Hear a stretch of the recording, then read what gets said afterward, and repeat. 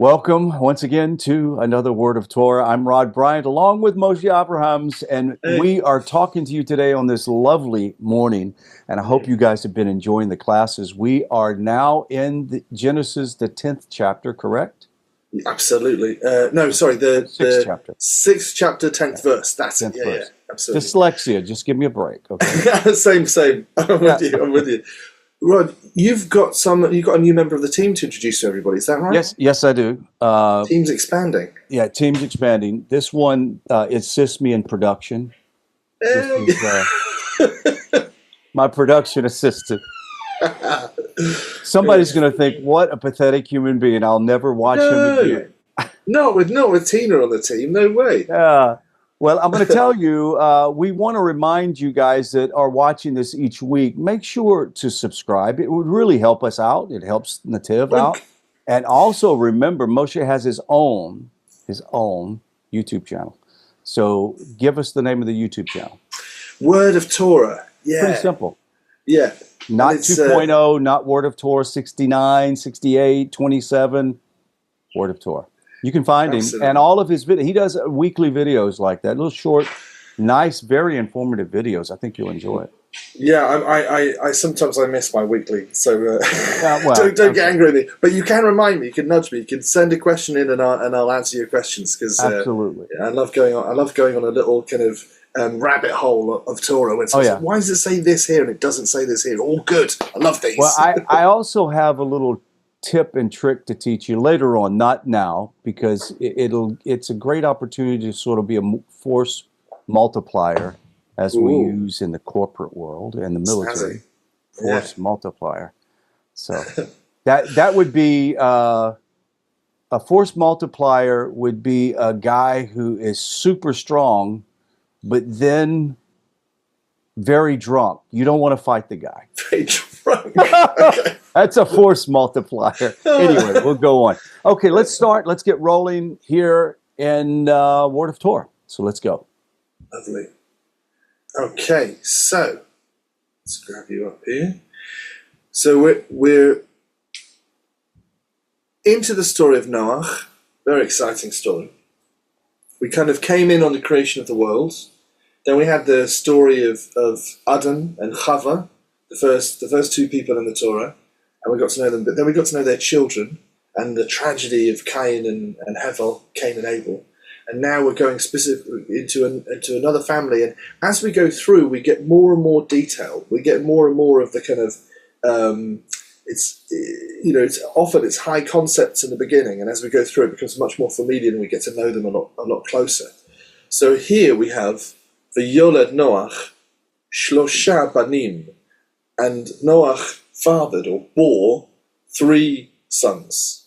Now, actually, at this stage, it could be 3 children, because in Hebrew we have an exclusively feminine gender to the language, which would be banot. That would be 3 daughters, and we have the general or kind of neutral, which is banim, which could be 3 sons or 3 children. Now, it happens to be that, we've read this before, we know that these are going to turn out to be 3 boys, so we can assume it's 3 boys, and we can call it three sons. But that's an interesting function, that it doesn't necessarily follow the rules of modern, European languages or things like this. Similar to Spanish, I think. Spanish does something similar. And we get told, who are these 3 lads? We get et Shem, et Ham, et Yafet. And Shem, I think we mentioned last time that this is the same word as name, so this is someone of a good reputation. Ham means hot, so that could be someone with a bit of a temper. And Yafet could be to do with Yafeh, Yafa, which is beautiful. My wife's cousin is called Yafa, which is a very nice name. Oh, yeah. But this is actually Yafet, and when we get to it later on, this is going to be used to do with the verb to scatter, to spread out, to multiply. So this is going to be the ancestors of the Shemites, not exclusively, but the Jews, the Arabs, the Ethiopians, all these peoples with a Semitic origin to their language, Arameans and all this. The Ham are going to be the parents of the Canaanites, who have not made it to the modern time. We don't have a direct line we don't have anyone who claims to be Canaanites today. Right. Partly because the Canaanites were often up to some pretty bad stuff, and I don't think anyone would want to claim their ascendancy. Exactly. And in Yafet, it's the whole rest of the world. So it's not an even split three ways here. This is who goes on to be everyone. Right, and also just a side note, Shem is actually Melchizedek or Melchizedek, as some would say, who is the teacher of the Sheva Mitzvot in the Torah at the time that Abraham, Isaac, and Jacob all learned at that academy. So in Salam, which was Yerushalayim, that is where the academy was set up. So this is Shem, and then his son Aver were the academy Rosh Hashiva, I guess is what you would call it. Wow.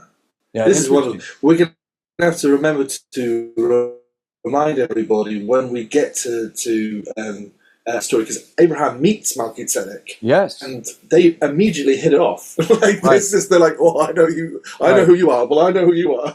Right, and Abraham paid a tremendous respect and tribute to Shem, and here's the problem with many people that read the Torah.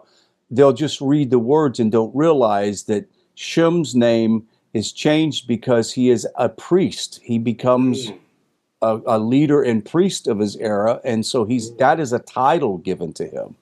And most people think, oh, well, that's another guy named Melchizedek, right? But it's not. It's a title. So interesting. We'll get to that. Go ahead.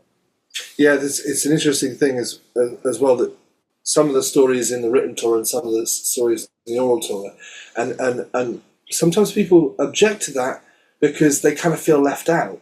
Correct. But this is why it's great to study with people who have studied with people who have studied with people who have studied with people all the way back. Because you can't think that Israel is going to carry this book for thousands of years without carrying with it some cultural knowledge. Do you see what I mean? Absolutely. Like, for example, the mezuzah. We have to put a mezuzah on our door. It tells us in the Torah to take these words and bind them on your doorposts. But it doesn't tell you how to do it. Right. It tells us that we've got to wrap tefillin, but it doesn't tell you how to make a tefillin. So, of course, the people who have an unbroken chain of carrying this book are more than happy to explain to you how to do these things, but you can't separate the people from the book, and you can't separate the book from the people. Could you imagine how big the Torah would have to be to include all of the oral Torah in it? Think about that. Absolutely. Yeah. So, we're in verse Yod Aleph. Yod is the 10th letter of the alphabet. Aleph is the first letter of the alphabet, so it's 10 and 1 to the 11th verse. And it says, V'tishachet ha'aretz lifnei Elohim. And shachet is to kind of corrupt or ruin. And this word is one of the really important words in this story. And so it often happens, I call them theme words, where you'll have a couple of words that keep on coming up again and again and again and again, and even spotting that they're reoccurring gives you an idea of, oh, there's this thread running through this story. And there are two in this story. One is Shachet, which is to corrupt, and the other one is Noach. The name of Noach means to comfort or to rest. And so you've got this choice between, connecting with God in clarity and holiness and comfort and rest, or you through shachet and corruption and difficulty. So here it says tishachet, and the taf means she or you. So if we have v'yomer, he said, the yod in v'yomer tells you he is doing it, right? Whether it's past or present. The taf is the feminine version of this, or the second person version of this. So v'tishachet means she corrupted or she destroyed. And who's she? In this case, it's ha'aretz, the land, the earth, is a feminine noun. So the earth corrupted lifnei ha'elohim, before God. Lifnei is interesting as well, because the panei, the panim is the face, and this literally means to the face of. So the panna is the face, lamed means to or for, so to the face, and the yod and the tseire means of, so to the face of God. Which is, if you're doing something good to the face of God, this is obviously very holy and elevated. Absolutely. Hilul Hashem, to raise the name of God. If you do something bad to the face of God, it's chutzpah, it's Hilul Hashem. which is the opposite. Yeah, if you say hey lamed lamed, that's to praise, elevate. If you say het lamed lamed, that's to desecrate. Right. So they're very similar, and they're opposites. They use these very similar spellings. Very interesting. So the earth was becoming corrupted, and I think we said briefly last time that for all the terrible things that we've seen in the world, we've been told already by God He will never bring this flood again like He did with Noah. Mm-hmm. So it has to make you question what was happening in the world that this got a flood, a death sentence across the whole world, and we've never managed that. We've never risen to the level of corruption that this world saw before the flood. Correct. We have again Vatimale ha'aretz. So again, it's the aretz is doing the verb. The taf there says it's feminine, she will do, or she, and then the verb flips it to the past tense, she did. Haaretz, what does she do? She malay, she filled up with Hamas, with violence. Now we had this in that phrase, Pru urvu umilu et hamayim biyamim. First, this commandment, the first commandment was given to the fish. Pru urvu, be fruitful and multiply, umilu et hamayim biyamim, and fill up the waters in the seas. And then it was given to people. Right. And it was Pru urvu umilu et haaretz. And it was be fruitful and multiply and fill up the earth. And now it says Vatimale haaretz Hamas. Instead of filling them up with people, it's filled up with violence. Mm-hmm. So, someone might have a moment of violence. Someone might have a moment of kindness. But to be filled up with violence, or to be filled up with kindness, this is to say, how would you characterize that person? Can I give you just a little personal side story? Oh, absolutely. Before I met my wife, I met my wife a time ago during the Parsha of Rivka, the meeting of Rivka. And I was a little bit older as a single fella, and I was praying to God about who could I meet, who could He introduce me to? Because I was like, listen, I don't know what I'm doing. I don't know how to talk to girls. I'm clearly completely a mess, But go to the boss, ask advice from the boss, and say, what do I do? Mm-hmm. And then I read this parsha, and it was describing Rivka as a person of kindness, and a person characterized by kindness. Right. And then my friend's wife said, I want to introduce you to someone. And I was like, I'm nervous. I don't like the idea of shidduch or blind date is scary to me because I'm enough panic when I know what's happening. And she says, no, you need to meet this woman. She's a woman of kindness. And I was like, that's interesting. Tell me more. And she explained what she meant by that and kind of told me a bit about her character. And then she said, I said, what's her name? And she said, Rivka. And I went, no way. And then you find out she is a law enforcement officer. Yeah, that's it. And what's crazy about her being a cop, which obviously very close to your heart and mine, is that she tells me all these stories that I always thought cops were about catching criminals. No. But a lot of the time, a lot of the stories she'd come home and I said, what did you do at work today? And it would be someone was in trouble. Someone was in a crisis. And she'd kind of step in like a parent and say, talk them down off the ledge or, talk them out of the situation they're in or just listen to them. The vast majority of the work of a law enforcement officer is not throwing people in jail. It's conflict resolution. It's comforting the hurt. It's amazing. Yeah. It's listening and just giving someone, So it worked out for me. Well, her kindness actually makes her a very good police officer. Absolutely. And that's when you say, well, what is the main character? Don't focus on this little foible that someone has, or focus on that thing that they said to you and they didn't mean that, but you kind of were hurt by it. What is their character? What's their overriding characteristic? You want to find someone whose characteristic is chesed, of rahmanat, or kindness, or compassion, or and characterize them by their best.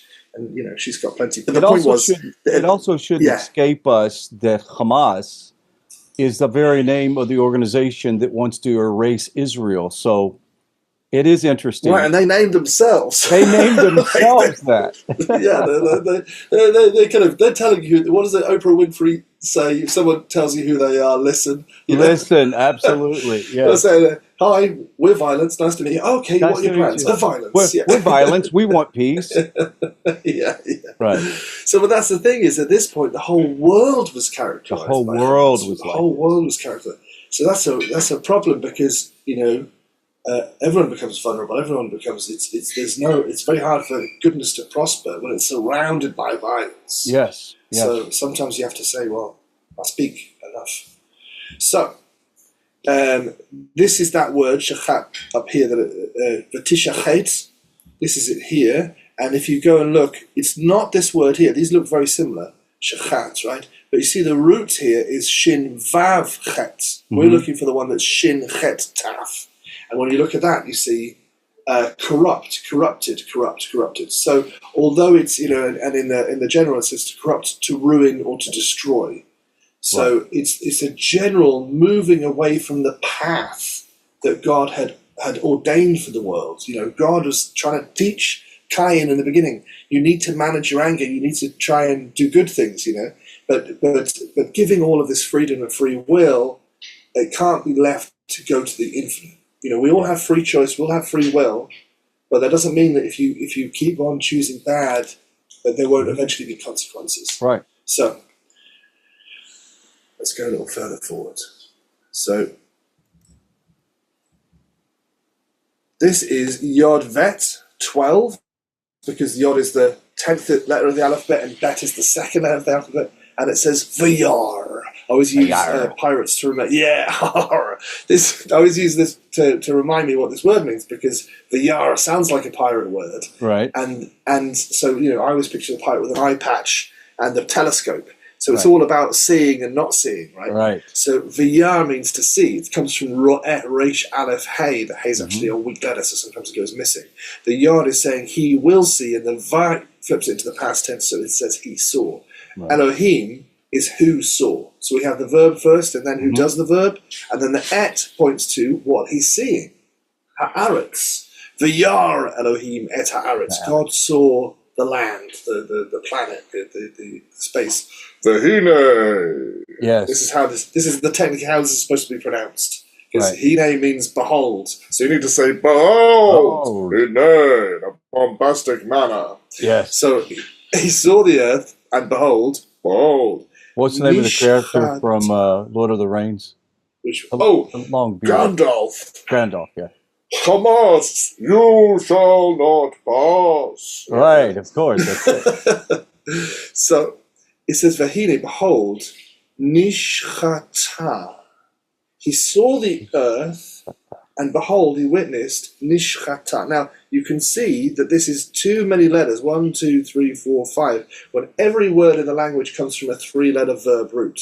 So the first thing we want to do is we want to find the roots. Okay?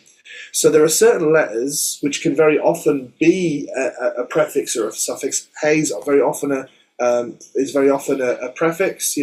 Nun is a suffix. Nun is very often a prefix. You can have shin as a prefix, but you can't have it after a letter that's part of the root. Gotcha. So it could be that nun is a prefix and shin isn't a prefix, but you can't have it that nun is part of the root and shin is extra, right? Okay. You could have them so they're both extra, and then the root would be chet, tet, hey, for example. But I happen to know that this hey is extra, and what we're left with is shachat, shin, chet, taf. So that's the theme word we saw a minute ago. Shachat is to corrupt. Right. So one of the things that the hey can do, it can be feminine. And the other thing it can mean towards. So for example, Mitzrayim means Egypt, and if it said that he went Mitzrayimah with a hey on the end, that would mean he was going towards Egypt. Gotcha. So this one happens to be a feminine, and the nun. There's 2 ways that you can get a nun as a prefix. One, it can be like the yod that means he is doing the verb, or the taf that means she's doing the verb, or the aleph that means I'm doing the verb. When it's a nun, it means we will do the verb. Now, God is not saying, we shall do corruption. That's very unlikely that God said that. Right. But the other thing is, we have these binyanim, these word constructions that we've mentioned briefly before. And this one is from a nifal. So I'll bring you back to the chart up here and make it full screen so you can see. So you have the pa'al, which is the simple active, the pal intensive. So difference between eating a sandwich or corroding metal. Hifil is causative. So whatever verb you're doing, instead of corrupting, you're causing someone else to corrupt. Right? So it's not that one. That would add a hey and a yod. It's on the passive side. The nifal is the simple passive. Right. And that means rather than to corrupt something, that's to be corrupted. Big difference. Big difference when you talk about eating, because there's a big difference between eating and being eaten, right? It's good day, bad day kind of situation. Yeah? So this is the earth, ni shachat, or ni shachta. This was corrupted. It's not that the earth itself is causing things to become corrupted. It's that something is corrupting the earth, right? So v'ya Elohim, God saw the earth, v'hine, and behold, she was corrupted. She had been corrupted. So what's corrupting the earth? And unfortunately, we immediately get the answer. Yes. Key is because he sheet called the sun. Say that word one more time. You bleeped out for a second. Oh, sorry. I wasn't swearing, I promise. I wasn't. It sounded like you'd said something you shouldn't have said. Oh, no. That's the shalom. Especially they started with the sh. Oh yeah, I promise. I was only saying the good words from the Torah. So what you have again is this shin chet taf, which is the same word as here, but this time it's got a hey and a yod, which is a hifil, and a hifil is causative. Let me show you on the chart again. So on the chart we just had the nifil. Nifal was the simple passive. Hifil is the causative. So we're about to find out who caused the corruption. And so we'll go back to the verse. Hishkit kol basar. All flesh was causing corruption. Kol is all, basar is flesh. Now, see, we're not talking about, go down to butcher shops and you suddenly take up gambling. We're talking about all flesh as a description for not just people, but all the life, all the living things. Yes, the animals, etc., yes. Right. And we have an et here, so we're finding out what have they corrupted. Because this is the verb to cause to be corrupt. This is who's doing it, kol basar, all the flesh, all the animals, as we say, all the birds, all the et darko. Okay. Now, Derek, very popular name, get a lot of Dereks in England, but it's named from the biblical word path or way. It's similar to NETIV, and NETIV means a path. Right. And halakha means a path, right? And Derek is a way. So you'll get Derek Eretz, the way of the world, so Derek Elohim, the way of to God. distinguish between the path, the way, a path, Derek is a specific path, a direction in which you're supposed to travel. NETIV is there are paths that bring you into the direction.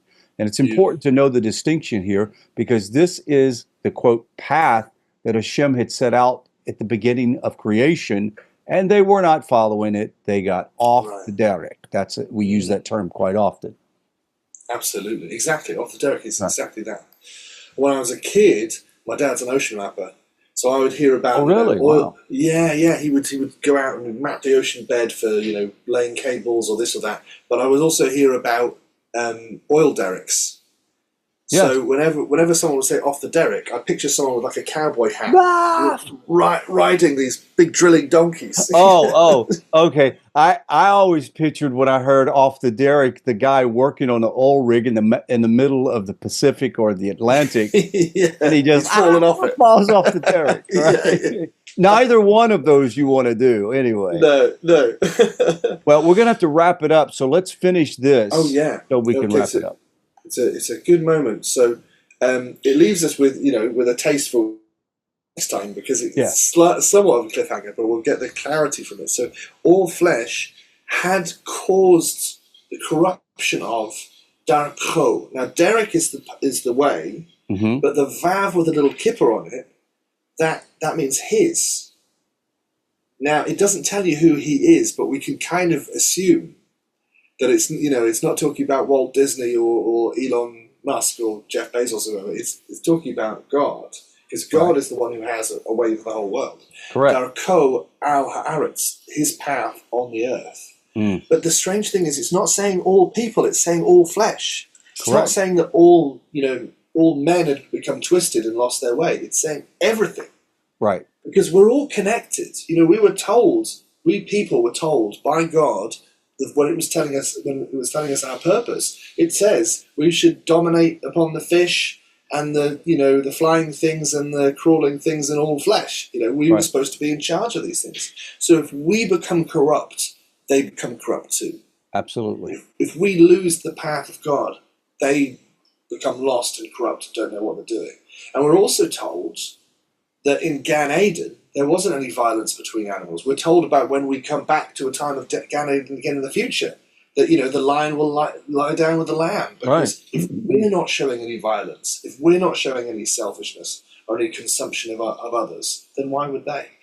So the better we can act, the more peace there will be through the whole world. Please God soon in our days. Amen, amen. Listen, right before the class started, guys, I just want to let them know, the ones who are watching right now, before the class, we were talking about dogs and their disposition. And I said, generally, animals pick up on the disposition of its owners.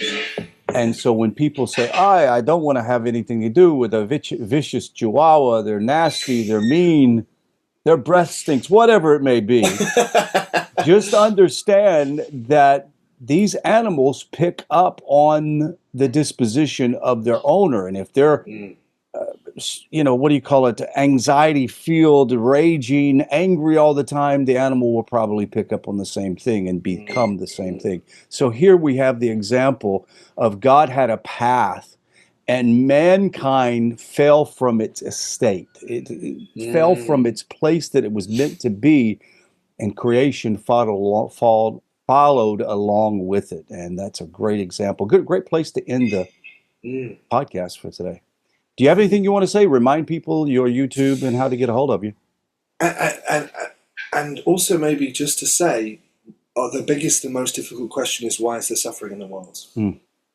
And the answer is right here in what you just said about how mankind influences the way of the world. If there's suffering, it's because we haven't done enough to get rid of it. And if our world is at this negative state or at a negative state, then if we can bring it to that place with our disposition, how can we return it with our disposition? So people talk about bring Mashiach, change the world. But guys, listen, redemption is in our hands. All we have to do is begin to live out redemption now. And that's something I hope that we can pass to other people. Instead of saying Mashiach now, we should be saying redemption now and live it. Amen. Great place to end it. Moshe, if you want to get a hold of Moshe, go to his email, mosheteaches@gmail.com, or you can go to his YouTube channel, Word of Torah, and make sure to subscribe. youtube.com/World of Torah. Yeah, definitely. Yeah, youtube.com/ Is it this way or that way? Whatever. Word of Torah. If it doesn't work, I'm sure it'll correct. Yeah. Okay, until next Monday at 10 a.m., we'll see you later. Shalom, shalom. Bye.